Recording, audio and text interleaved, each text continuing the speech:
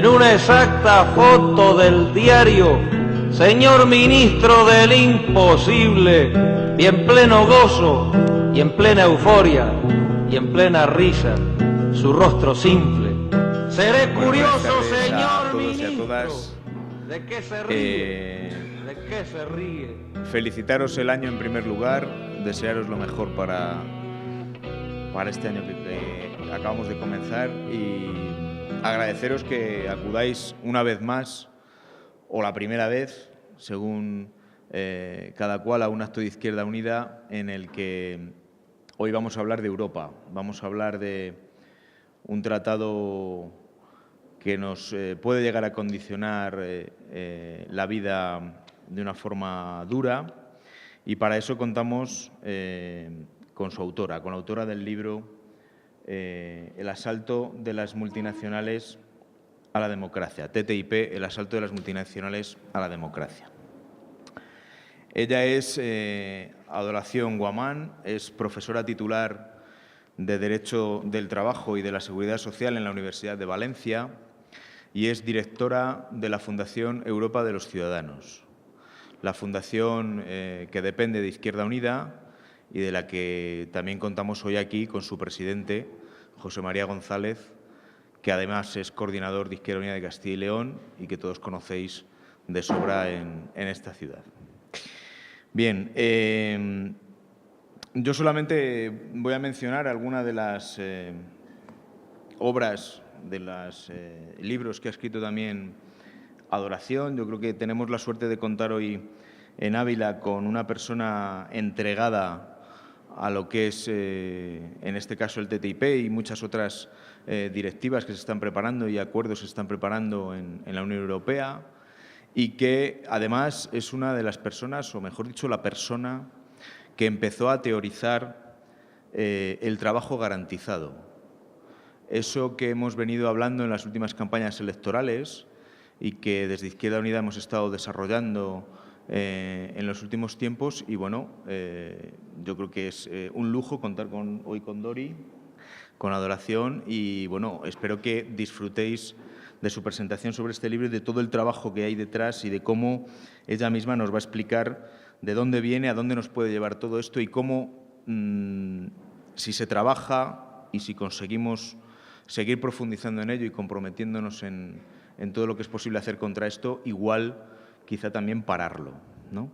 Entonces, bueno, como decía, Adoración ha escrito varios libros, tanto ella misma como autora, como colaboradora de otros, y entre esos títulos se encuentran La libertad de información de los trabajadores, Derecho del trabajo y defensa de la competencia, ¿Qué hacemos con la universidad?, Educación pública de todos y para todos, Las claves de la marcha verde, Lecciones sobre Estado social y derechos sociales, El huracán neoliberal, Una reforma laboral contra el trabajo, Derechos sociales, integración, economía y medidas de austeridad, la Unión Europea como el constitucionalismo social, TTIP, el asalto de las multinacionales a la democracia, el trabajo garantizado, en definitiva, una propuesta necesaria frente al desempleo y la precarización. En definitiva, como veis, un montón de títulos y de trabajo relacionado con el mundo del trabajo y con el mundo de la Unión Europea también y de Europa, ¿no? Por mi parte, nada más. Voy a ceder la palabra a Dori. Vamos a tener un periodo de tiempo en el que ella va a intervenir y después abriremos un turno de palabra para que todos y todas los que consideréis podáis preguntar o aportar lo que queráis. Y por mi parte, nada más. Muchas gracias. Muchísimas gracias. Buenas tardes. Es un honor estar aquí y que me hayáis invitado a pasar esta tarde con vosotras y con vosotros para poder compartir un tema que creo que es de máxima importancia para nuestras vidas y al cual estoy dedicando mis esfuerzos en el marco de unas campañas que están ya movilizando a muchísima gente en todo el Estado español, en la Unión Europea, que son las campañas Stop TTIP, no al TTIP, y que espero que al final de esta charla pues muchas de vosotras y vosotros os sintáis con ánimos para uniros a esta campaña contra el tratado, porque realmente creo que como reto ciudadano en este momento, el principal reto ciudadano en este momento que tenemos las y los europeos es parar el tratado. Hoy voy a hablar del TTIP. El TTIP es un acuerdo que se está negociando entre Estados Unidos y la Unión Europea, llamado de libre comercio y de inversión, que como veremos va mucho más allí. Pero no solamente voy a hablar del TTIP, voy a hablar de otros tratados y para no caer en el baile de siglas vamos a empezar definiendo cuáles son estos otros tratados que están en danza, que están ahora mismo en fase de aprobación y que tienen casi la misma importancia o a veces incluso más que el TTIP. Al lado del TTIP, que está en fase de negociación, como os digo, hay otro tratado, que es el TPP, el Tratado Transpacífico, que está siendo negociado por Estados Unidos y 11 países de la cuenca del Pacífico, que pretende aprobarse, se ha acabado la negociación y pretende aprobarse el día 4 de febrero en Nueva Zelanda.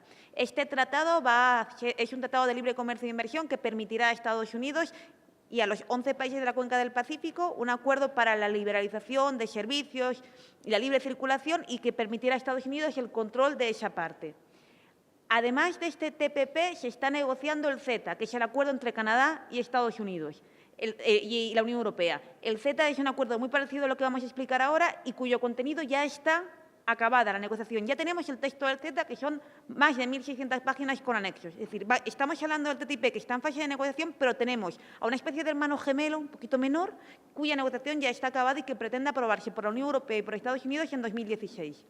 Además, como complemento, tenemos el TISA, que es un tratado únicamente dirigido a servicios, que está siendo negociado de manera multilateral fuera del marco de la OMC en Ginebra y que el lunes nuestro Parlamento Europeo, la Comisión de Comercio del Parlamento Europeo, tiene que emitir un dictamen sobre él, este mismo lunes. Y al lado de todo esto está el TTIP. ¿Quién está negociando 3 de estos grandes tratados? La Unión Europea. En nuestro nombre. ¿Alguna de vosotras o vosotros ha sido preguntado o cuestionado acerca del contenido de estos tratados? ¿Sabéis qué contienen estos tratados que se está negociando con Canadá, con 27 estados más de los 28 de la Unión Europea en el caso del TISA o con Estados Unidos con el marco del TTIP? No, probablemente no tenéis conocimiento de lo que está negociando en vuestro nombre, de lo que está negociando la Unión Europea, de lo que está negociando la Unión Europea con el respaldo de sus Estados miembros como España, pero de espaldas a la ciudadanía. Y esto es lo que es fundamental conocer. El TTIP podría ser definido como, en primer lugar, un acuerdo de libre comercio. En términos clásicos, un acuerdo de libre comercio es un acuerdo entre 2 o más países para eliminar barreras arancelarias. Si pensamos en el origen de la Unión Europea empezó como una zona de libre comercio, luego como un mercado común, luego como una unión económica y monetaria y el objetivo sería la unión política. Es decir, la Unión Europea en sí misma es una estrategia de unión, primero comercial, se quitan las barreras, luego se ponen aranceles comunes y luego se van dejando circular cada vez más factores entre ellos. ¿Qué problema tienen estos tratados de libre comercio? Bueno, el problema que tienen estos tratados de libre comercio, y en particular estos últimos, el TTIP, el TPP, el CETA y luego el TISA, es que no se orientan en exclusiva a eliminar los aranceles para permitir que circulen los factores de producción, sino que van mucho más allá. Van a afectar a los derechos laborales, van a afectar a los derechos medioambientales, van a afectar a la democracia, van a afectar a los derechos sociales. ¿Por qué? Voy a poner un ejemplo antes de entrar en materia. El tema del etiquetado de los productos. Cuando Estados Unidos, por ejemplo, tiene una normativa de etiquetado de los productos que nos comemos que es menos exigente que la Unión Europea, los productores exigen que para no tener problemas a la hora de comerciar, ambas normativas se igualen. Cuando los grandes lobbies indican sus preferencias a la Comisión Europea de Estados Unidos, quien está negociando para igualar ambas normativas, evidentemente lo que quieren es que se igualen a la baja. Es decir, que al final la normativa que predomine, la normativa que se llegue a acordar en común, sea la normativa que menos exigente es para los productores. Y, por tanto, la ciudadanía tendríamos menos conocimiento de qué está exactamente en ese etiquetado. Con el tema de la carne pasa lo mismo. En Estados Unidos la trazabilidad de la carne es menor que en la Unión Europea. Saber el origen de la carne. Las exigencias de etiquetado de productos respecto de la trazabilidad de la carne es menos exigente. Para nosotros eso es importante, tener claro de dónde viene la carne que nos comemos. Para nosotros es importante tener claro que lo que nos estamos comiendo no tiene organismos genéticamente modificados. Nuestra normativa respecto a los organismos genéticamente modificados es más potente que la normativa estadounidense. Por tanto, sí, de lo que se trata es de llegar a un acuerdo para que los productos puedan circular libremente.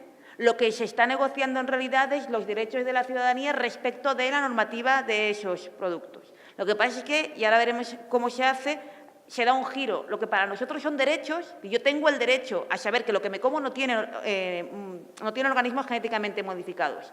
Y los productores y las grandes multinacionales dicen, no, esto no es un derecho, esto es una barrera al comercio.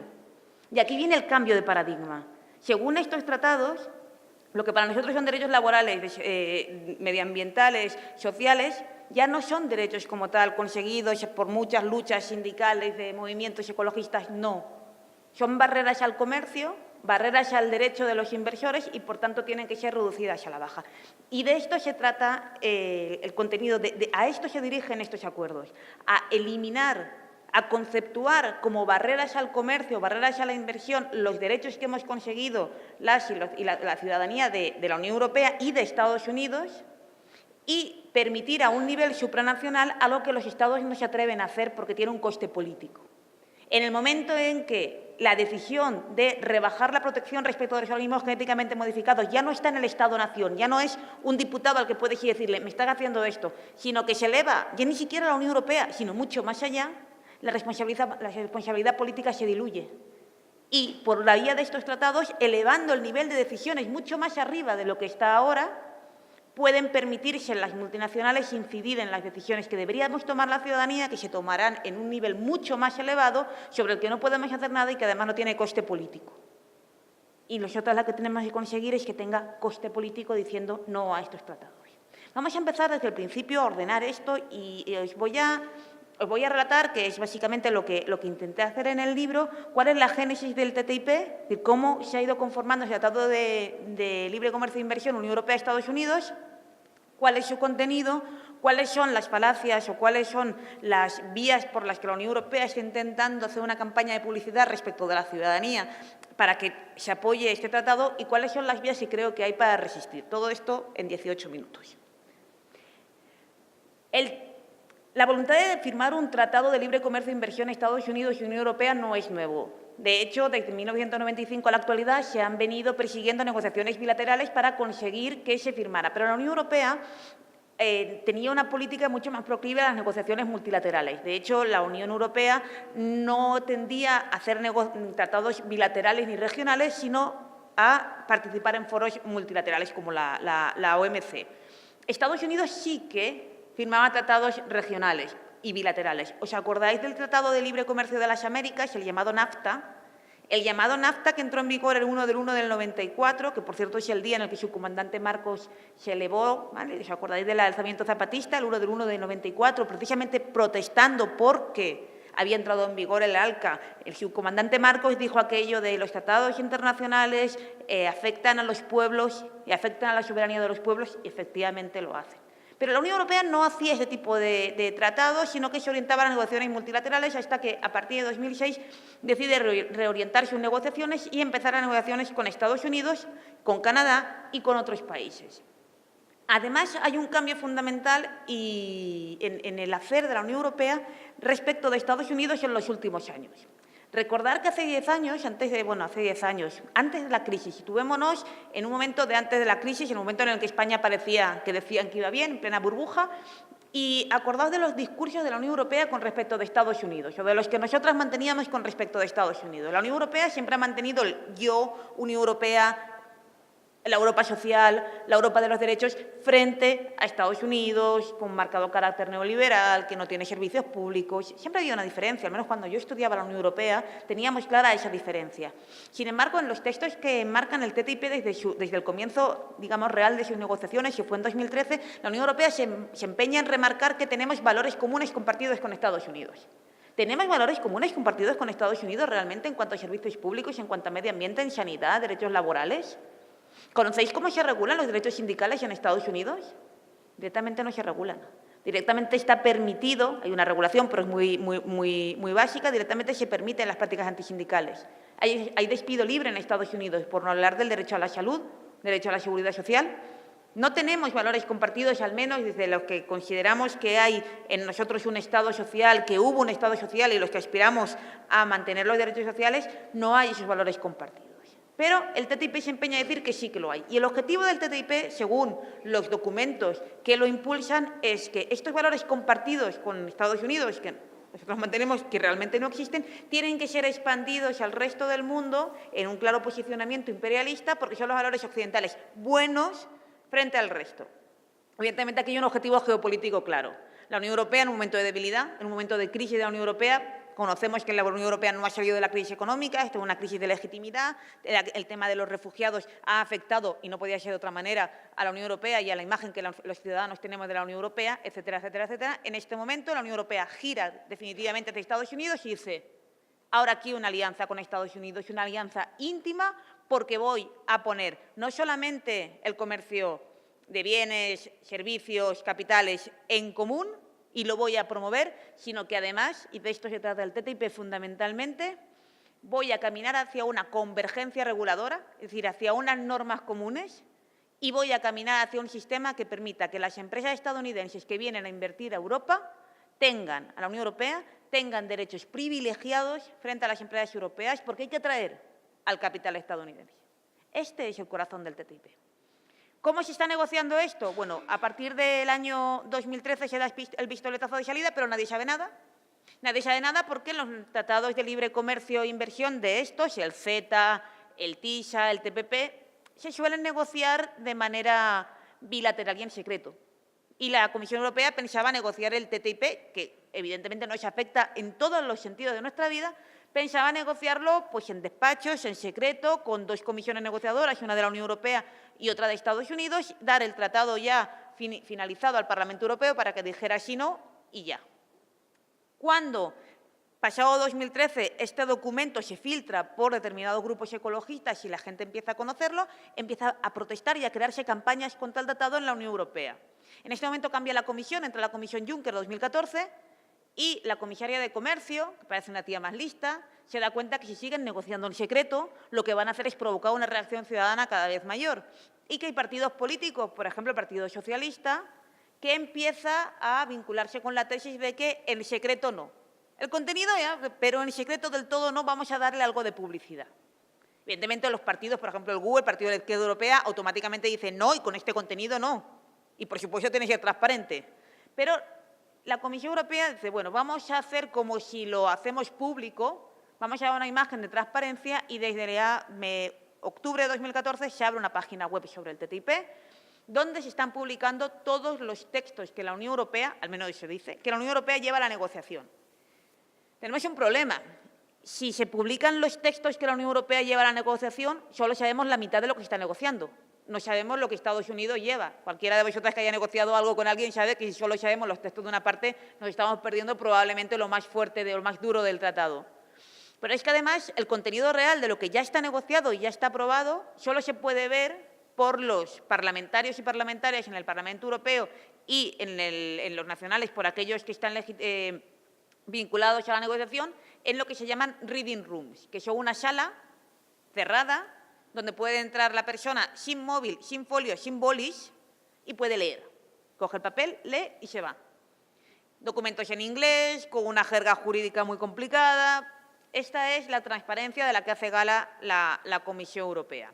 Afortunadamente, nosotras, las que nos dedicamos a investigar esto, ya sea por cuestiones académicas, ya sea porque estamos en las campañas, lo que hemos hecho es leernos el CETA, que ya está aprobado y publicado, tratado con Canadá, y por tanto sabemos lo que básicamente va a contener el TTIP, y además Wikileaks ha filtrado documentos ya finalizados o ya negociados del TTIP. Por tanto, las campañas nos estamos nutriendo tanto de los documentos pocos o incompletos que nos llegan de la Comisión como de todo lo que se va filtrando para ir negociando los contenidos de este tratado. ¿Cuándo quieren aprobarlo? Era muy importante para Obama que se aprobara en el 2017, antes de finalizar su mandato, porque Obama se presenta con un mandato en el cual el comercio internacional era fundamental y él tenía que irse con el rédito político de haber conseguido finalizar el TPP y el TTIP como dos tratados fundamentales. El TPP, el Tratado Transpacífico, lo van a conseguir finalizar porque se firma en principio, si no hay impedimento, el día 4 de febrero, pero el TTIP es más complicado. A estas alturas ya nadie cree que se pueda acabar la negociación en 2016 porque, ni más ni menos, el 7 de octubre del año pasado presentamos 3.326.000 firmas diciendo no al tratado en Bruselas. El 7 de octubre del año pasado, cuando una gran parte de la ciudadanía europea todavía no sabe lo que es el TTIP, ya hay 3.326.000 personas que han firmado en contra. Con lo cual parece que la cosa no es tan sencilla. Además, Estados Unidos y la Unión Europea no consiguen ponerse de acuerdo en cosas que para la Unión Europea están siendo cada vez más importantes porque están provocando rechazo entre la ciudadanía. Por ejemplo, las denominaciones de origen. La Unión Europea está exigiendo o está intentando que las denominaciones de origen tengan un reconocimiento. Estados Unidos dice que no. A ver, ¿cómo le explica a la Unión Europea a los españoles o a los franceses que determinadas denominaciones de origen no van a ser reconocidas? Francia, que como siempre va por delante, ha establecido una excepción, ya diré luego dónde, que dice que cuando una empresa norteamericana quiera comprar viñedos, tendrá que someterse a una autorización del gobierno francés, del Estado. ¿Os imagináis cuántas excepciones de este tipo ha puesto España para proteger sus viñedos, sus carnes o algo? Ninguna. Ninguna. El Estado español no está haciendo ningún esfuerzo para proteger a sus agricultores o para proteger a sus ganaderas. Ninguna. Vamos por partes. Entonces, ¿difícil que se apruebe en el 2017, que por tanto se acaben las negociaciones en 2016? Sí, complicado, pero no imposible. Tenemos que estar alerta. Pero además el peligro que tenemos es que no se apruebe el TTIP, que se siga diluyendo la negociación hasta el final aprobarlo, pero que sí que se apruebe el CETA, el tratado con Canadá. ¿Por qué? Pues porque las previsiones del CETA son muy parecidas a Canadá y las empresas multinacionales tienen como rasgo exactamente ese, que no necesariamente el capital es de un mismo Estado. Una empresa multinacional puede saltar tranquilamente a Estados Unidos, puede cambiar de lo que le llaman el forum shopping, puede instalarse en otro Estado, Canadá, y de ahí utilizar el CETA para venir a la Unión Europea. Con lo cual, si no se aprueban el CETA, ya tenemos un problema enorme y el objetivo de las campañas ahora es parar el tratado con Canadá, que contiene una serie de problemas que los voy a contar ahora porque son muy similares a los del TTIP, incluso mayores. Es decir, probablemente el 2016 va a ser el año más duro y más fuerte porque es el año donde los tratados bilaterales, los tratados que he comentado, o pretenden ser firmados o quieren ser finalizadas su negociación. Por tanto, la ciudadanía tenemos que estar muy alerta para que este tipo de cosas no pasen, o por lo menos no pasen de espaldas a nosotras. Entonces, vamos a ver el contenido del TTIP de manera muy esquemática y luego cómo pretenden aprobarlo y cómo podemos resistir. El TTIP tiene tres pilares fundamentales. Es un tratado, un acuerdo jurídico, un acuerdo entre dos bloques, la Unión Europea y Estados Unidos, con tres pilares fundamentales. El primer pilar, el primer contenido, se orienta a liberalizar el comercio, es decir, eliminar aranceles. Los aranceles entre la Unión Europea y Estados Unidos, el impuesto a la exportación e importación, son muy bajitos, un 3%. El núcleo del TTIP no se dedica únicamente a rebajar ese 3%, pero ahí hay cosas importantes, sobre todo en agricultura, en textil, etcétera, que están siendo realmente difíciles de eliminar. El problema aquí, en mi opinión, son los servicios. ¿Se va a dar entrada a cualquier prestador de servicios estadounidense a prestar servicios en la Unión Europea? Se pretende que sea así. Y se están negociando, cada Estado está poniendo una excepción, una serie de excepciones. El problema de negociar, como está negociando, es que cada Estado miembro está diciendo a la Unión Europea, vale, que vengan a prestar servicios los prestadores, las empresas estadounidenses, pero cuando vengan a mi Estado yo quiero que cumplan estos requisitos. Por ejemplo, si viene un abogado o abogada estadounidense, tiene que colegiarse al Colegio de Abogados de Valencia para poder ejercer. Ese tipo de requisitos los está negociando el Ministerio de Economía, en particular la Secretaría de Estado de Comercio e Interior, que está dirigida por un señor Jaime García Legaz, que por si no lo conocéis es el que tenía los negocios con el pequeño Nicolás, ese, exdirector de la FAES, ese. Ese está negociando las excepciones que tienen que proteger nuestros derechos como ciudadanas y ciudadanos frente a la liberalización de servicios que pretende el TTIP. Ese señor y su ministerio ha introducido aproximadamente unas 60 excepciones frente a las 100 y pico que ha introducido Francia, por ejemplo. Este señor, que se jacta de estar protegiendo a las pymes, no sabe cuántas micropymes españolas, que como sabéis, las micropymes españolas son el principal tejido empresarial español, las micropymes, las empresas pequeñas y medianas que tienen menos de 6 trabajadores. Le preguntamos a una persona de su gabinete, ¿cuántas pequeñas empresas españolas realmente están comerciando, tienen capacidad para comerciar con Estados Unidos? Y nos contestó, este dato no lo tengo. Y le preguntamos, ¿y usted sin tener este dato afirma que el TTIP va a beneficiar a las empresas españolas? Sí. ¿Cómo lo sabe? Si no sabe cuántas empresas españolas pequeñas, que son la gran mayoría, pueden comerciar con Estados Unidos, ¿cómo usted puede afirmarme que liberalizar el comercio de servicios va a beneficiar a las pymes españolas? Probablemente no sean las pymes españolas las que se beneficien de esta libre circulación, sino las grandes multinacionales. Probablemente sean los pequeños agricultores los que pagan el pato de esta libre circulación y de esta apertura a las multinacionales. El tema de los servicios públicos. Se afirma que no se van a liberalizar los servicios públicos. Bueno, pero se van a congelar. Se afirma que hay servicios como el agua, sanidad, sanidad, educación y servicios sociales y agua no se van a obligar a privatizar. Ahora bien, ya os he dicho que se está negociando una lista de excepciones y una lista de servicios que se liberalizan. Si el día de mañana un Estado miembro quiere convertir en público algún otro servicio, no podría, porque se congela el status quo actual. Pues, puede que sea arriesgado decir ahora, el TTIP va a obligar a la privatización de determinados servicios. No, no es así, pero congela el status quo actual. Y además, por ejemplo, España en las negociaciones con respecto a la educación privada no ha puesto ninguna excepción. Es decir, las empresas extranjeras que quieran venir aquí e introducirse en el mercado de educación privada a cualquier nivel no tienen ningún tipo de excepción específica en España, no tienen ningún tipo de requisito específico en España más allá de la autorización, cuando todos los Estados europeos, o casi todos, han puesto algún requisito de nacionalidad, algún requisito, lo que sea. España no. Entonces, aquí tenemos un problema con el tema de los servicios, por no hablar de la apertura de la contratación pública. ¿Nos da lo mismo que la gestión de los hospitales privados, o sea, públicos, la gestión privada de los hospitales públicos la hagan empresas estadounidenses? Pues, hombre, yo creo que sí. A mí sí que me importa. A mí sí que me importa. ¿Nos da lo mismo que un ayuntamiento no pueda poner la cláusula de protección de pequeñas empresas en ningún caso para proteger a las empresas locales? Pues, a mí sí que me importa, porque ese tipo de cláusulas de protección del pequeño comercio y del comercio local son importantes para nosotras. ¿Quién está negociando esto? Unión Europea, Estados Unidos y los lobbies. Los lobbies, esta representación de las empresas, tienen una especial incidencia, 5.000 reuniones documentadas con la Comisión Europea. El segundo pilar del TTIP, que todo el mundo dice que es el más importante, es el pilar de la cooperación reguladora. En el pilar de la cooperación reguladora de lo que se trata es de decir, bueno, hemos intentado con el primer pilar eliminar todas las barreras al comercio. Todo lo que actúa como barrera al comercio se elimina, pero hay cosas que no podemos eliminar porque son normas que regulan cosas que tienen que ser reguladas. Por ejemplo, todo el mundo está de acuerdo en que los coches tienen que tener regulado la luz de freno. La luz de freno de los coches tiene que tener una regulación. Ahora, la luz de frenado de los coches en Estados Unidos es blanca y aquí roja. ¿Esto entorpece el comercio de coches? Pues, hombre, sí. Es verdad. Hay una disparidad. ¿Sería beneficioso que todo el mundo tuviera la luz del mismo color? Sí. Y si hablamos de organismos genéticamente modificados, vuelvo al tema, y si hablamos de etiquetado, y si hablamos de requisitos para la comercialización de determinados servicios que afectan a la salud, este tipo de reglas, que hemos dicho antes, que para ellos son obstáculos, para nosotros son derechos.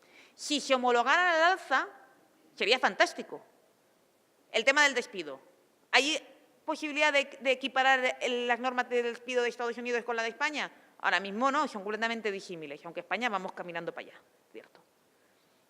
¿Podrían homologarse? Sí, si equiparamos al alza, y de hecho el TTIP lo dice. No, medidas laborales, y vamos a intentar que todos los Estados miembros del TTIP cumplan las medidas de la Organización Internacional del Trabajo, los convenios de la OIT. Con los convenios de la OIT tenemos un problema. ¿Sabéis cuántos convenios de la OIT ha firmado España? Aproximadamente, si no me falla la memoria, 140 y pico. Estados Unidos, 13, de los cuales ninguno protege la libertad sindical. Claro. Cuando estamos intentando integrar económicamente dos bloques tan distintos como la Unión Europea y Estados Unidos y permitimos que los estándares sociales se mantengan cada uno en un nivel, lo que va a pasar es este dumping social. Es decir, las empresas van a ir buscando el sitio donde instalarse, donde menos derechos tengan que cumplir. Y si intentamos armonizar normas o reconocer normas, lo que vamos a proteger es que los derechos vayan a la baja. En realidad, en el TTIP no se intenta hacer normas comunes. Se intenta fundamentalmente hacer lo que llaman el reconocimiento mutuo. Es decir, tú tienes una norma, yo tengo otra para regular lo mismo, yo te reconozco la tuya y tú me reconoces la mía.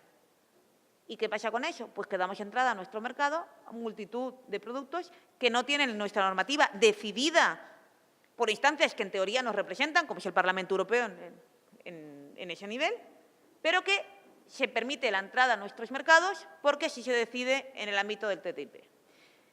Por tanto, a mí me parece que esta es la parte más peligrosa, la facultad de regular que va a crearse con el TTIP, de decir, bueno, lo que no se regula en el Estado, porque a ver qué gobierno tiene, con perdón narices, de plantearnos aquí que va a hacer una regulación distinta a organismos genéticamente modificados, o ni siquiera a la Unión Europea porque tiene una repercusión social, no, ahora como se sube una competencia más al TTIP. Y por último, y ya con esto acabamos el contenido, está el tema de la protección de la inversión extranjera. Yo sé que todo esto es un poco duro, pero es que si no entramos en el contenido es muy complicado conocer el tratado. Pero aquí hay algunos ejemplos muy claritos. ¿Hay que proteger a las empresas extranjeras cuando vienen a prestar a invertir al Estado? La gente diría, sí, es muy importante que vengan las empresas extranjeras a invertir aquí porque así se crean, por ejemplo, puestos de trabajo. Bueno, podríamos pensar que sí, a no ser que sea Repsol, que lo que viene es a expoliar los recursos naturales. Aquí no, pero América Latina sí. Bien, en cualquier caso, siempre se ha dicho en la teoría general del comercio internacional que era importante que la empresa extranjera que iba a invertir a otro país tuviera una protección específica. Fundamentalmente esto pasa a partir del año 1950 y pico, y la primera cuestión fue un tratado bilateral entre Alemania y Pakistán, mediante el cual, cuando las empresas alemanas iban a invertir a Pakistán, se tenía una protección especial frente a acciones del Estado pakistaní que pudieran perjudicar la inversión alemana. Nos podría parecer, entre comillas, lógico que cuando un inversor extranjero, desde una postura de vista absolutamente imperialista y colonial, pero bueno, cuando un inversor extranjero se quiere ir a un país, entre comillas, menos desarrollado, en ese momento quisiera ir protegido. Pero es que esto se ha mantenido.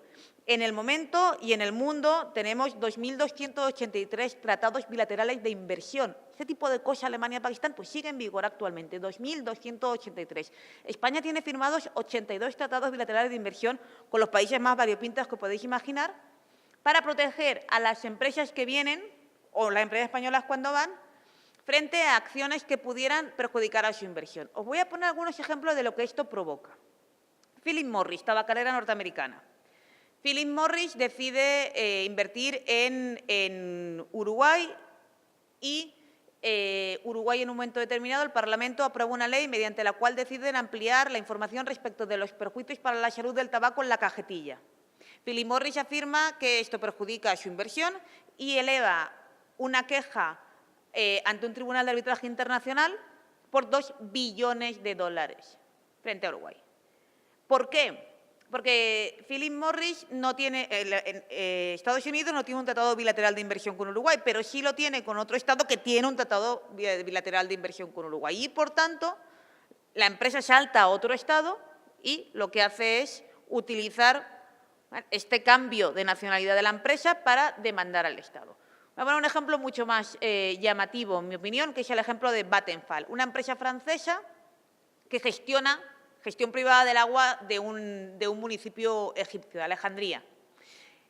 Gestiona las aguas y en un momento determinado el Gobierno se decide elevar el salario mínimo interprofesional. Se eleva el salario mínimo interprofesional en Egipto y la empresa dice que está teniendo menos beneficios. Evidentemente, si tú tienes que pagar más a tus trabajadores, tienes menos beneficios. Y le dice al ayuntamiento que quiere renegociar el contrato. No sé si hay algún concejal en sala, pero si una empresa extranjera a la que tú le has dado a gestionar un servicio te viene y te dice que es que habéis elevado el salario mínimo interprofesional y por eso quiero renegociar al alza el precio del servicio que te doy, pues nos entraría la risa. Pues oye, igual que yo le tengo que pagar más a mis trabajadores, pues tú también.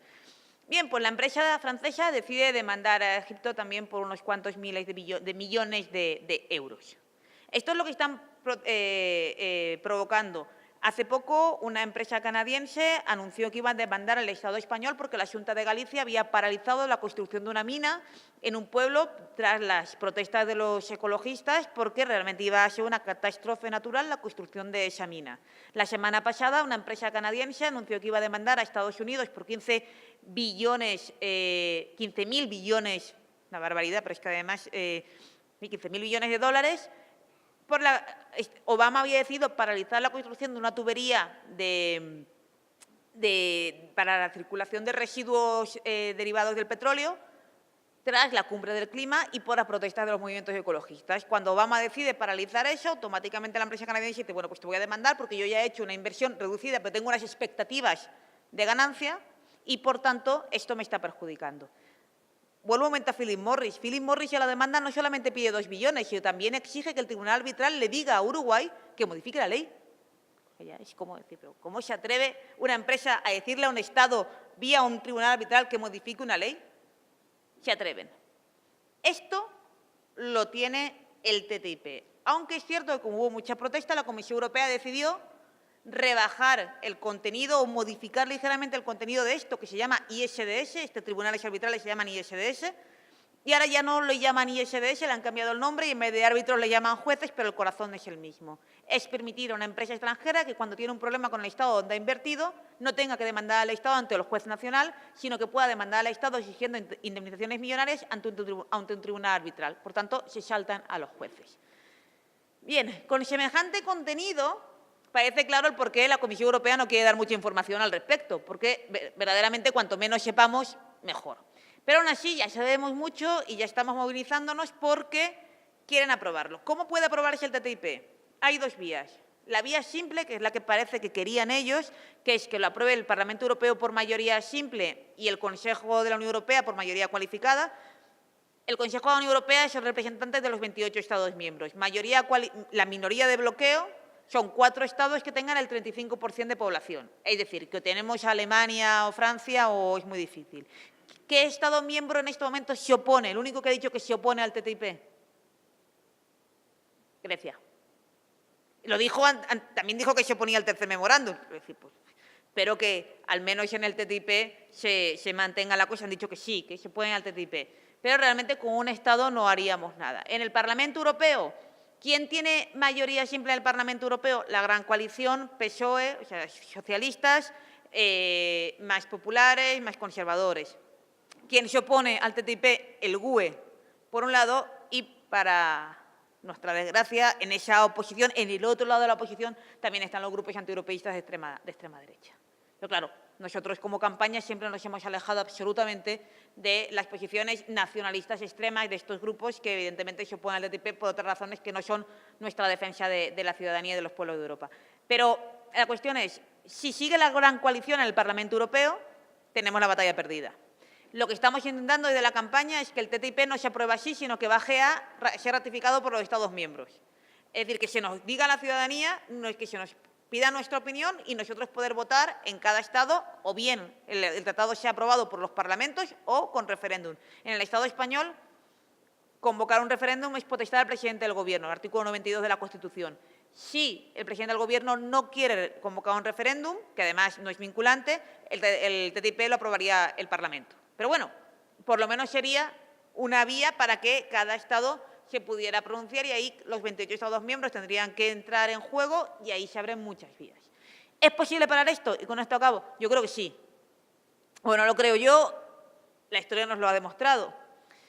En la Constitución boliviana se introdujo en la constituyente que siguió a la victoria de Evo Morales, se introdujo una cláusula porque los bolivianos y las bolivianas estaban realmente hasta las narices del expolio de las empresas estadounidenses y de sus recursos naturales.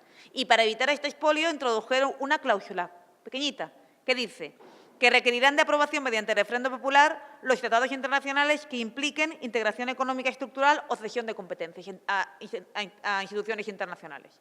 Sencillamente con eso, una cláusula en la Constitución que diga todo tratado internacional que implique cesión de competencia tiene que ser sometido a referéndum popular vinculante. En la Constitución ecuatoriana, que siguió a la victoria de Correa, además de esto, no se puede celebrar tratados en los que el Estado ceda jurisdicción soberana a instancias de arbitraje internacional. Sencillamente hay que hacer esto. Introducir al máximo nivel, en la norma de máximo nivel, una salvaguarda de nuestros derechos y de la necesidad de que toda medida que vaya a afectar de esta manera a nuestras vidas y que signifique ceder competencias sobre nuestras vidas, sobre nuestros derechos sociales, medioambientales, de salud, a organismos internacionales, tenga que ser sometida a referéndum vinculante. Hay alternativas, hay un tratado de los pueblos frente a las multinacionales que está circulando, hay maneras de hacerlo, está esta, solamente hay que ganar unas elecciones, convocar una constituyente, conseguir una constitución respetuosa con los derechos sociales, con los derechos laborales, con los derechos de las mujeres, con los derechos de los pueblos y entonces, bueno, pues parece que la vía es fácil, no, en serio. La vía, desde luego, no parece fácil, pero sí que creo que es posible parar el TTIP porque cada vez los gobiernos están más sensibles al rechazo ciudadano, Creo que el TTIP se va a parar porque las campañas van cogiendo aire. Cuanto más gente sepa el contenido del tratado, yo creo que más gente va a darse cuenta que esto no pueden aprobárnoslo porque va a significar un cambio fundamental en nuestras vidas. Por lo tanto, a mí lo que me gustaría es que de esta charla y con el debate que vamos a tener ahora, por lo menos saliéramos de aquí sabiendo un poquito más del tratado y pudiendo hacer de correa de transmisión a nuestras vecinas y vecinos para que esto empiece a ser algo conocido por todas y no un misterio que nos pueden aprobar dejándonos a ciegas a nosotras. Muchas gracias.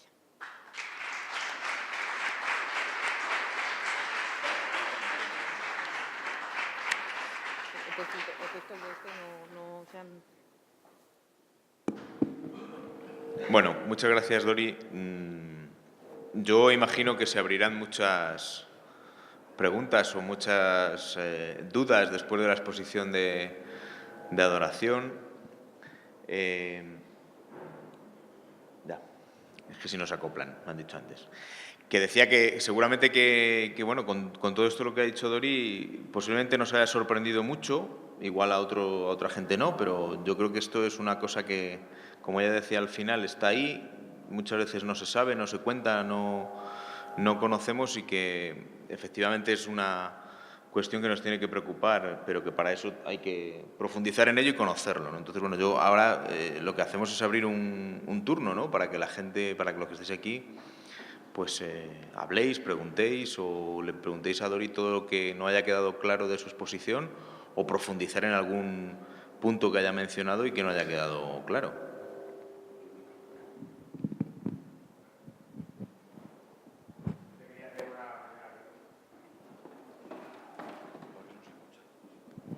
Bueno, darte las gracias, lo primero.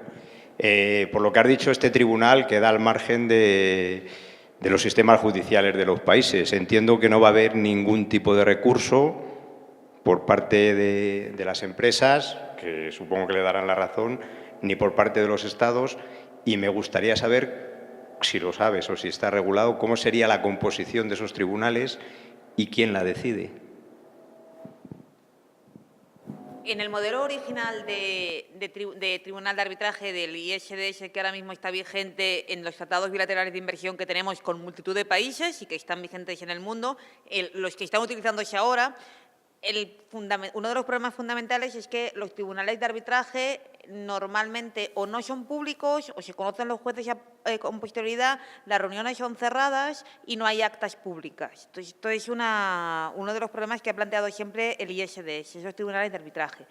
Cuando decide incluirse y desde luego no hay recurso.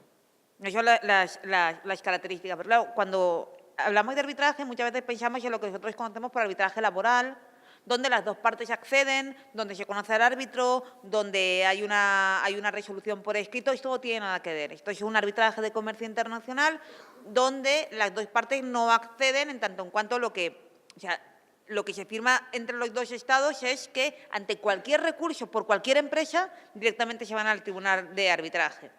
Y hay abogados y despachos que están ganando muchísimo dinero con esto porque es un circuito muy cerrado de conocimientos muy específicos. En el CETA se incluye un procedimiento similar. 3 árbitros nombrados por las partes, uno por cada parte y uno independiente, sin recurso. Como hubo mucho jaleo con esto y parecía a todas luces que iba a ser el obstáculo fundamental del TTIP, se crea lo que se llama el ICS, en vez de ISDS, ICS. Y se dice, no van a ser jueces, no van a ser árbitros, van a ser jueces. Y hay una propuesta encima de la mesa por la Comisión cambiando. ¿Qué cambia aquí?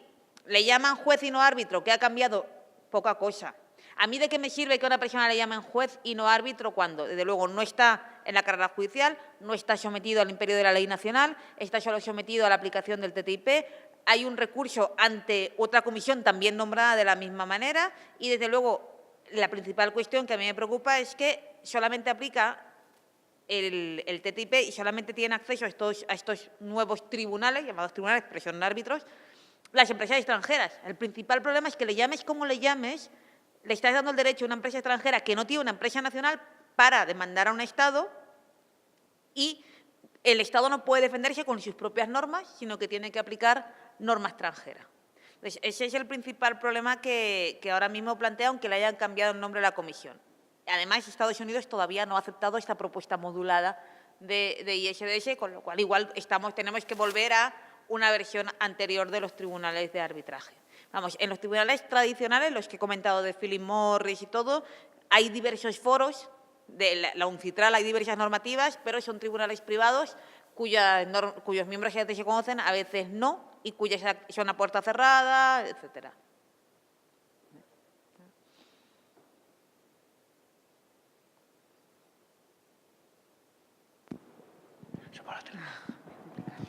Sí, una pregunta. Es evidente que Izquierda Unida se opone al TTIP.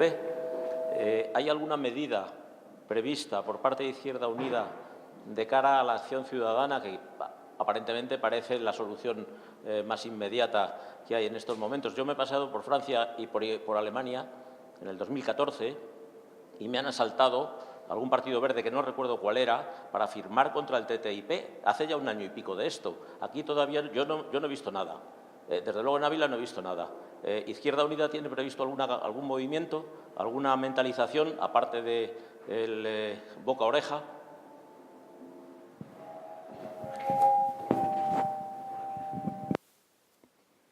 Todas las eurodiputadas y eurodiputados del GUE han hecho actos contra el TTIP y han estado denunciando en los medios de comunicación el tratado y en el Parlamento Europeo sí que hay una oposición frontal de todo el GUE en conjunto. En el Estado español, quien está llevando la batuta son las campañas Stop TTIP y en ellas está presente Izquierda Unida, pero son campañas amplias. Entonces, la idea, al menos desde las campañas internas, es que se hagan campañas conformadas por todos los movimientos sindicales, políticos, ecologistas, etcétera, que entre todos formemos un amplio bloque contra el TTIP. Yo creo que en campaña electoral, ciertamente, Izquierda Unida fue quien más hizo bandera contra el TTIP, aunque realmente el espacio público que tuvimos fue poco. Y una de las cosas que estamos valorando en las campañas ha sido por qué no hemos conseguido. El objetivo de las campañas antes de las elecciones era que el TTIP estuviera en la mesa de debate electoral, conseguir meter el TTIP en campaña. No se consiguió. En ningún momento se habló del TTIP en la campaña electoral, ninguno de los grandes partidos lo sacó. Es cierto que el mapa electoral actual hay dos partidos a favor claramente, que son PP y Ciudadanos, un partido que dice que sí con alguna discrepancia, que es el PSOE, que sí me lo cambian, el resto, bueno, Convergencia también dice que sí, etcétera, pero digamos el resto, desde Esquerra Republicana de Cataluña para allí, están criticando el tratado con mucha contundencia. Los Compromís, Esquerra Unida, Podemos, la CUP, en los programas está claro, con muchísima contundencia, pero a pesar de eso no ha salido en campaña electoral. Yo no sé si Izquierda Unida tiene previsto en el futuro una campaña específica. Yo sé que la militancia de base estamos trabajando en las distintas campañas y que desde la dirección, fundamentalmente Marga Ferré, que ha sido una de las personas más activas, hubo un periódico de Izquierda Unida contra el TTIP, se han editado materiales, pero realmente yo creo que se ha confiado en que nuestra participación, se ha confiado en la movilización popular y se ha querido, al menos es una de las cosas que yo he dicho siempre, que el TTIP fuera un impulso de la unidad popular, un impulso de ámbitos donde nuestra militancia participara o participáramos con militancia de otras organizaciones. Yo estoy trabajando en las campañas con el gremio de taxistas. En la vida jamás había planteado que iba a tener tanto trabajo en común con las asociaciones de médicos, con las de taxistas, con las de agricultores, y realmente esto está consiguiendo, en donde funcionan las campañas, que estemos tejiendo lazos con otros movimientos y otras asociaciones, y esto es positivo. Ahora, donde no funcionan las campañas, desde luego creo que la organización debería tomar las riendas del asunto. Así que tenéis faena. No, simplemente era una postilla lo que estabas comentando, porque estuve leyendo hace 2 o 3 días, Barcelona, el Ayuntamiento de Barcelona se ha declarado, Barcelona han declarado ciudad ante TTIP, en concreto, vamos. Una de las cuestiones que hemos hecho desde las campañas ha sido impulsar que tanto ciudades, desde las más pequeñitas a las más grandes, como parlamentos autonómicos se posicionaran contra el tratado. Curiosamente, en algunos sitios hemos conseguido que el PSOE se pronuncie, incluso en las Cortes de Aragón, porque Podemos lo presionó muchísimo y al final consiguió una moción más light, pero consiguieron aprobar una moción contra el TTIP. Y en ayuntamientos pequeños, los concejales socialistas han entrado tranquilamente en las mociones contra el TTIP. Ahora, cuando te vas al meu Parlament, les Corts Valencianes, ¿no? Pues es imposible. Es imposible conseguir que los diputados socialistas voten con los diputados, en este caso Compromís Podemos, que eran los que presentaban la moción contra el TTIP, porque Izquierda Unida no está en el Parlamento ya, y no fue posible el acuerdo. Y, sin embargo, en el Ayuntamiento de Valencia, que gobierna Compromís, sí que se consiguió forzar una moción menos dura y el acuerdo. Pero tenemos un listado, yo creo que ya está actualizado en la web de la campaña, un listado de todos los pueblecitos y grandes ciudades que están declarándose municipio libre del TTIP, que no es nada más que una declaración, un posicionamiento, pero que es importante porque a las vecinas y vecinos pues ya les da una idea y esperamos que si en algún momento se lleva esto a un referéndum, pues podamos conseguir que los ayuntamientos que han dicho no al TTIP pues se vinculen a estas campañas. Y, por supuesto, Barcelona fue uno de los triunfos. Cosa que te quería decir. Cuando has dicho que algunos estados están poniendo determinadas condiciones, me hace pensar que igual estados como España u otros que no pongan condiciones van a ser los lugares donde van a venir a aterrizar todas esas empresas, donde menos pegas tengan, pues ahí irán, ¿no? O sea, que al final a lo mejor nos encontremos con que, pues vale, somos 28 estados, pero si 25 han puesto pegas, pues en realidad solo nos vamos a ir a fastidiar a 3. Bueno, en realidad, a ver, me explico. La participación de cada uno de los Estados miembros como tal solo se da en el primer pilar, que son servicios, y solo se da porque los Estados pueden introducir algunas excepciones. El Tratado de Servicios, el TISA, está negociándose, eso sí, con la participación directa de los Estados en todo, porque son todos servicios. Aquí se hace de la siguiente manera. La Unión Europea lleva a la negociación un listado donde pone excepciones de la Unión Europea para evitar la entrada al mercado del comercio de tal. Ninguna. De Francia, esta. De Alemania, esta. Entonces hay un documento larguísimo y cada estado ahí ha ido poniendo sus excepciones. Solo para el primer pilar, para servicios. Para el resto no hay posibilidad. El resto va todo en bloque.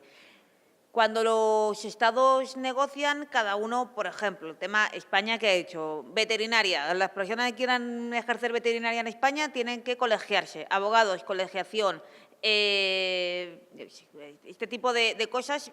Pero si te vas a sanidad, educación, todo privado, porque lo público está excepcionado. En materia de sanidad y educación solo se habla de servicios privatizados, o sea, en manos privadas, sin capital público. Todo esto, España no ha introducido ninguna excepción. ¿Esto va a atraer a empresas extranjeras aquí? Bueno, pues puede que sí. Esto va a tener, ese es el argumento de la Comisión, cuanto más se liberalice el comercio de servicios, mejor para el Estado porque va a atraer a más empresas extranjeras.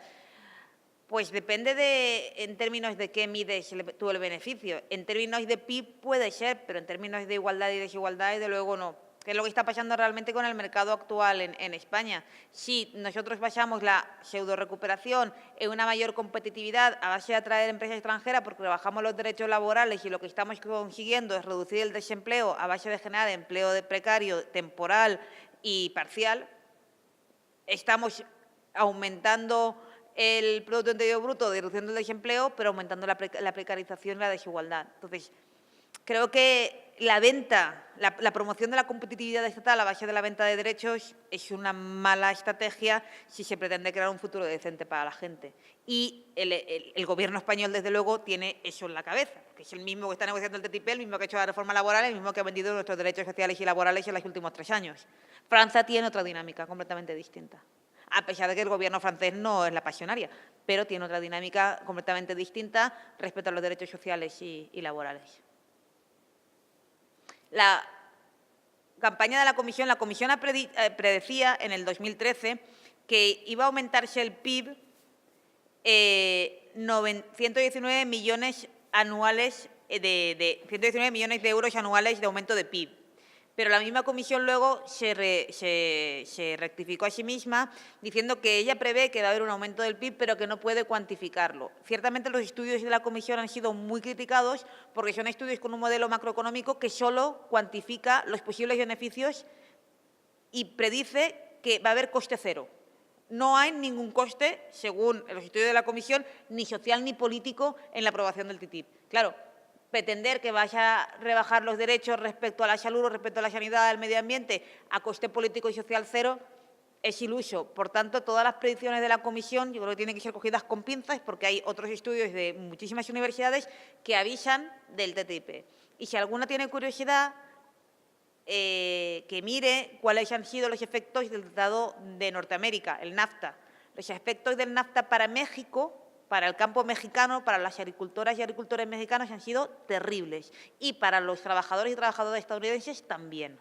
Porque ha producido una traslación de empresas de Estados Unidos a México, porque en México, desde luego, hay derechos laborales mucho más reducidos.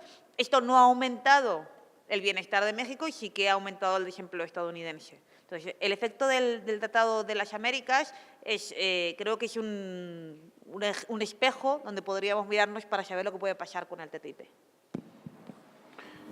Pero esto está muy debatido también, es uno de los grandes debates. ¿Qué consecuencias puede tener? Y es de los más complicados. A ver, bueno, buenas tardes, muchas gracias por la exposición. En el ánimo de aportar en esa idea de la sensibilización, que yo creo que es la que forma parte de este acto, yo tuve la oportunidad hace 1 año y medio de formar parte de un equipo de extensión que hubo en mi empresa, en Nissan, dentro del ámbito de sensibilización también por parte de comisiones obreras de las consecuencias del TTIP, en el que nos reunimos compañeros de los diferentes sindicatos que tenemos representación en toda Europa, en el Comité Europeo, para analizar las consecuencias que este tratado tenía sobre el sector de la automoción y cómo todo ello tendría unas implicaciones bárbaras en las condiciones de trabajo, especialmente las condiciones de trabajo, y no solo de los compañeros repartidos por toda Europa, ¿no? Desarrollamos ahí un debate interesante, pero lo hicimos de una manera paralela, viendo cómo nuestra empresa, que es una empresa de origen japonés, repartida por todo el mundo, tiene también plantas en Estados Unidos, concretamente en la planta de Tennessee, una planta en la que ya veníamos haciendo un seguimiento de las condiciones de trabajo que son realmente horribles, propias no de un país que se entiende como democrático, ¿no? Aquello fue muy interesante y sacamos unas conclusiones también interesantes y nos permitió extender de alguna manera lo que habíamos sacado de las consecuencias en el sector de la automoción a los diferentes sindicatos que teníamos representación en Europa, ¿no? Yo creo que es un poco al hilo de lo importante que es tener vivo un debate sobre las consecuencias de un tratado que cambiaría de manera rotunda nuestras condiciones de vida y que además ofrece la oportunidad, tal y como se estructura la política actual en nuestro país, de encontrar un elemento común donde todos y todas podamos luchar de manera frontal, ¿no? Yo creo que eso es interesante. No era una pregunta, sino una reflexión con un ejemplo concreto, ¿no? ¿Podrías contarnos un poquito más de las conclusiones que obteníamos de lo que todo ello iba a implicar? Bueno, yo decía que había dos partes, por diferenciarlo, dos partes. Una que hacía referencia al desarrollo productivo y en sí del sector de la automoción y otro a las condiciones de trabajo, ¿no? Obviamente establecíamos líneas paralelas de cómo se estaba trabajando y cuáles eran las condiciones sindicales en estas plantas de Estados Unidos y aquellas que teníamos, las condiciones de trabajo que teníamos en Europa. Obviamente diferían mucho, ¿no?, de cuáles eran la legislación laboral de nuestros compañeros en Inglaterra, donde tenemos la planta más importante de Nissan, a las que teníamos en España, donde tenemos varias plantas, o las que tienen nuestros compañeros alemanes, suecos o finlandeses, ¿no? Pero obviamente estaban en las antípodas de las consecuencias que podría provocar si la referencia de las condiciones de trabajo para Nissan en Europa fuesen las que tienen los trabajadores en Norteamérica, ¿no? Era, tampoco por aburrir mucho, ¿no? Era un informe bastante detallado, especialmente lo que hacía referencia a las condiciones de trabajo, ¿no? Pero esencialmente iba un poco por ahí, ¿no?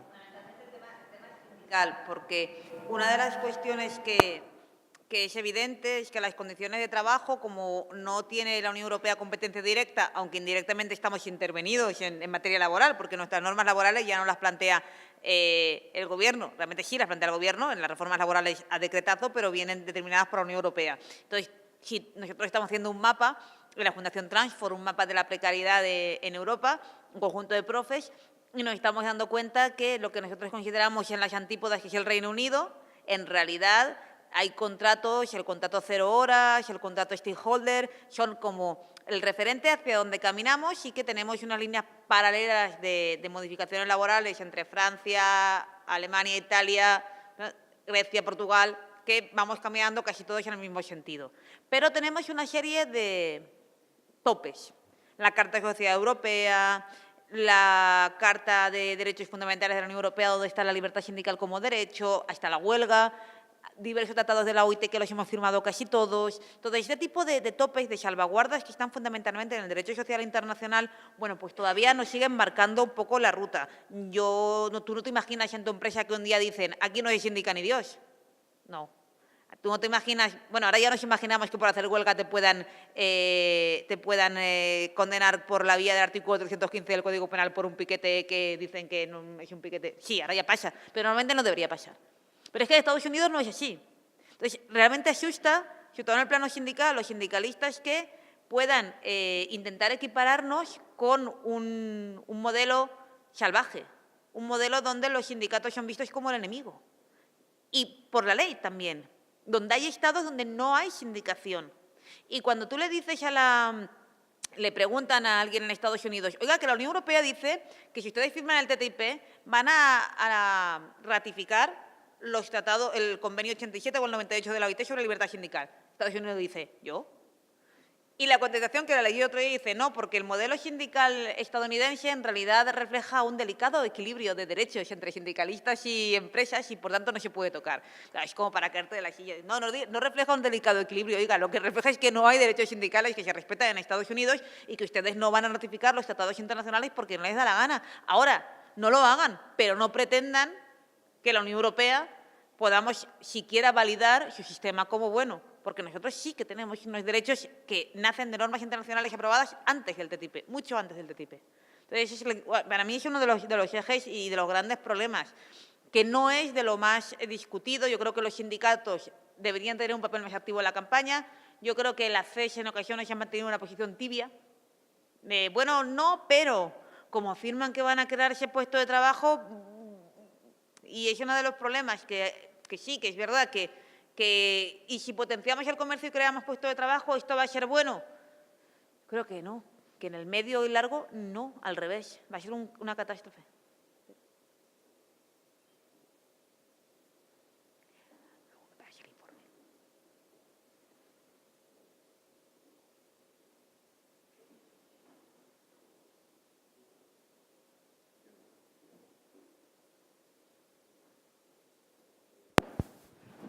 Gracias. Es que me surgen un par de dudas que me gustaría saber tu opinión, si es que, por lo menos sobre una de ellas, tienes la opinión, que no lo sé. Vamos a ver. Todo este tratado y los otros que nos has comentado, parece claro que provienen de unos intereses no del pueblo exactamente de los Estados Unidos, sino de las grandes multinacionales con origen o con sede en los Estados Unidos, que intentan hacer una especie de tabla rasa o colonización o manga ancha en tratados con diversos países, entre ellos con la Unión Europea. Bien, en el caso de la Unión Europea estaríamos hablando del Parlamento Europeo, de la Comisión Europea. Y ahí, aparentemente, por lo que cuentas tú y nos han contado más gente, hay una especie de bloque que uno puede entender que es lógico, un bloque neoliberal que forman los partidos más neoliberales duros y puros al estilo del PP español partidos también neoliberales con un poquito de maquillaje de rostro humano, socialdemócratas al estilo del PSOE español. Entonces, uno puede entender que efectivamente haya un bloque. Pero llegados a un punto como este del TTIP, que yo con todas las personas que he escuchado, he hablado, lo poco que he leído, parece claro, objetivamente indiscutible, que los beneficios para Europa y para España en particular, por ejemplo, son más que dudosos, que además se trata de forma secreta, casi vergonzante, casi vergonzosa. Uno necesariamente se tiene que preguntar, vamos a ver, los diputados europeos del PP y del PSOE y sus homólogos europeos serán de derechas o serán lo que quieran, pero lo que nadie piensa es que son imbéciles. Entonces, ¿cuál es la razón, si es que la hay y la tiene que haber, de que estén tan encoñados, perdóneseme la expresión, en que esto salga para adelante, sabiendo el rechazo brutal que puede haber en la ciudadanía? Quiero decir, ¿son imbéciles? ¿Son recalcitrantes? ¿Están absolutamente comprados o vendidos? ¿Cuál es la razón? Y otra segunda pregunta que me ofrece dudas, cuando nos has dicho que una posible solución sería introducir en las constituciones de cada Estado, de cada país, determinados artículos, determinadas cláusulas, mi duda es la siguiente. Dado que en la Unión Europea las directrices europeas y los acuerdos europeos estamos viendo que se ponen por encima de las constituciones nacionales, ¿de verdad eso sería una salvaguarda para un país europeo?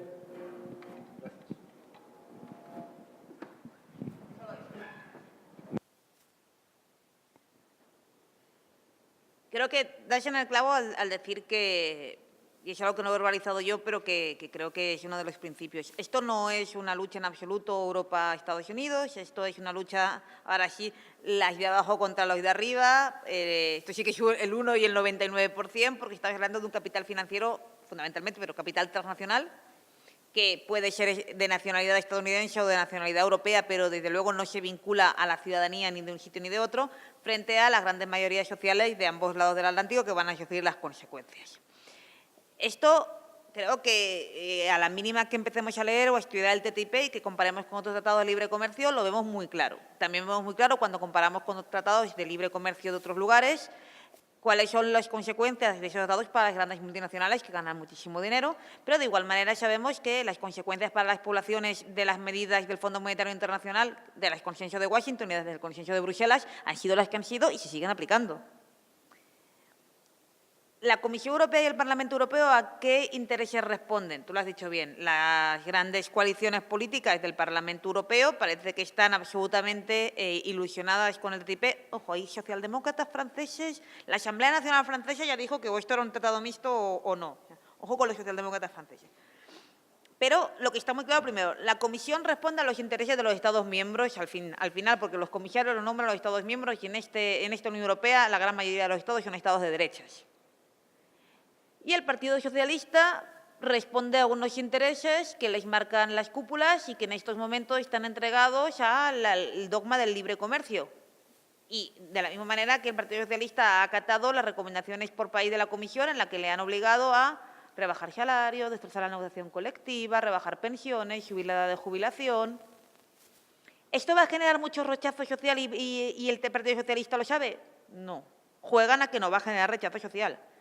Es que el CETA se aprueba este año y si tú preguntas, sales por la puerta y le preguntas a alguien qué es el CETA, te dirá, ¿cómo?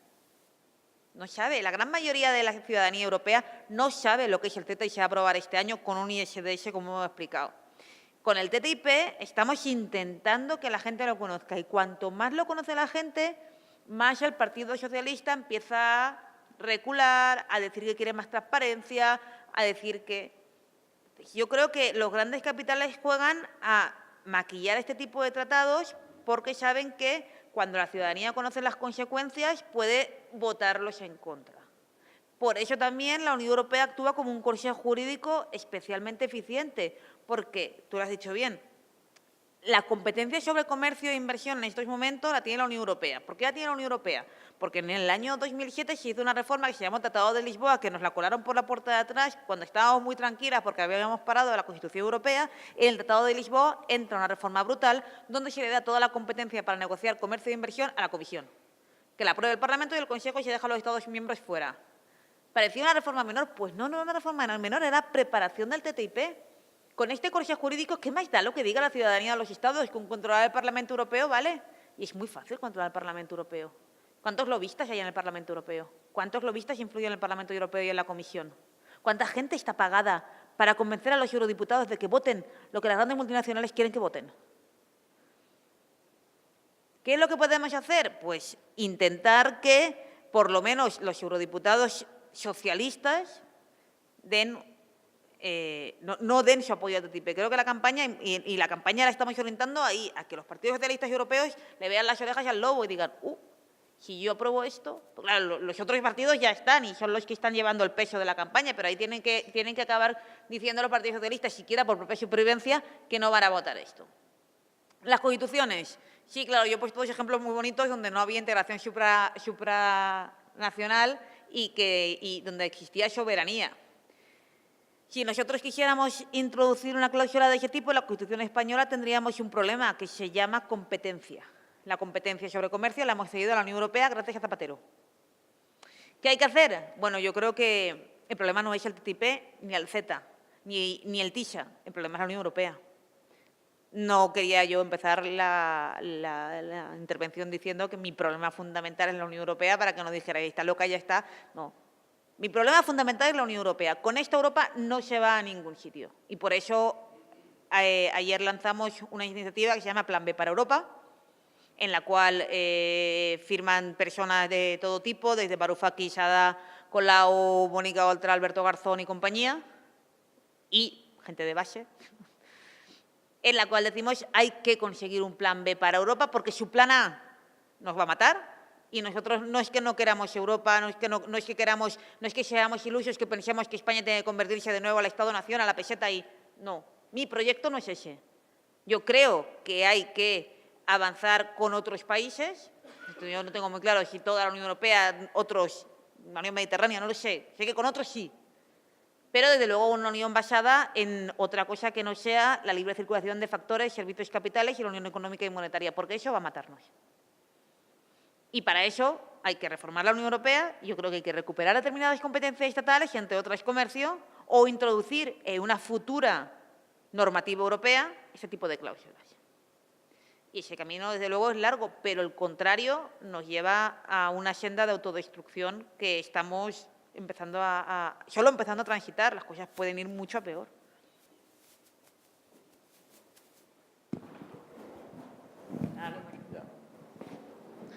Bueno, yo creo que hemos conseguido... Si es muy brevísimo, que tenemos 10 minutos. ¿Está prevista la duración del tratado en el tiempo, si es necesario renovarla o si, desgraciadamente, si se aprueba, cuál es la forma de salirse de él? Un futuro Parlamento distinto a este. Todos los tratados tienen una cláusula de denuncia. Cualquier tratado internacional tiene una cláusula de denuncia, pero claro, una vez tú entras en un entramado, es como decir, ¿te puedes salir del euro? Te puedes salir del euro. ¿Te puedes salir de la Unión Europea? Te puedes salir. ¿Es fácil? Sería una barbaridad, una desconexión en estos momentos conllevaría unos efectos bárbaros sobre el conjunto de la población. Una vez aprobado el TTIP, ¿podremos salirnos de él? Mejor no entrar. Pero sí, todo tratado internacional tiene una cláusula de denuncia, todo. Bueno, pues decía que para no tenernos que salir, mejor no entrar. Por tanto, como bien ha dicho Dori, hay mucho por hacer y queda mucho trabajo por delante. Yo creo que al menos hoy hemos conseguido, para quien no conociera en esta sala de qué iba esto, pues al menos abrir la puerta al conocimiento de lo que se nos puede venir encima o de lo que se nos está viniendo encima con los tratados internacionales. Yo creo que leía alguien, no sé si era tuyo, Dori, o de alguien, un artículo de cuáles son las verdaderas líneas rojas o cuál es la verdadera línea roja en este momento, ¿no? Yo creo que esta es una línea roja evidente y, bueno, en cualquier caso, aunque sea complicado, como dice ella, y y nos vaya la vida en ello, yo creo que va a ser apasionante, ¿no? Es decir, los que estamos en la izquierda seguimos creyendo que hay una posibilidad de construir una Europa diferente, una Europa de los ciudadanos, una Europa de los derechos, que estuvo ahí, o estuvo cerca, o casi, bueno, no cerca, ¿no?, pero estuvo en su camino y que ahora está retrocediendo, ¿no?, pero que es recuperable. Y por tanto yo creo que esa es una de las labores que tiene que hacer la izquierda de forma amplia y profunda en el próximo tiempo, más allá de lo que esté ocurriendo en los Estados-nación o lo que estén ocurriendo en procesos electorales. La izquierda va a seguir estando ahí mientras haya gente comprometida con cualquier injusticia y, por tanto, vamos a seguir trabajando en ello, ¿no? Unas veces seremos más, otras veces seremos menos, pero yo creo que lo importante es seguir ahí y, bueno, vamos a seguir trabajando. Izquierda Unida tendrá que hacer lo que corresponda en este ámbito, si no lo ha hecho lo suficientemente hasta ahora, igual que lo tendrá que hacer el movimiento sindical o el ecologista o todos, para conformar ese grupo ciudadano y social que de verdad pues haga frente, como tú comentabas, en otros países de Europa, a todo esto en el próximo tiempo, ¿no? Entonces, bueno, vamos a seguir en ello. Os animo a que sigáis conociendo, informándonos sobre esto y profundizando, y espero que podamos seguir repitiendo actos de estas características para seguir clarificando y profundizando en todos estos asuntos. Agradezco nuevamente a Dori su presencia hoy aquí. Estamos pasando frío en esta mesa, supongo que ahí también, pero, en fin, los recursos... Pero bueno... una visita más de todas las que está haciendo por España en este tiempo y que va a seguir haciendo para hablar de todo esto. Agradecerla nuevamente y os pido por favor. Se ve la playa, muchas gracias. pero se ignoran los cantegriles. Tienen sus hijos ojos de mando, pero otros tienen mirada triste. Aquí en la calle suceden cosas que ni siquiera pueden decirse. Los estudiantes y los obreros ponen los puntos sobre las íes. Por eso digo, señor ministro, ¿de qué se ríe? ¿De qué se ríe?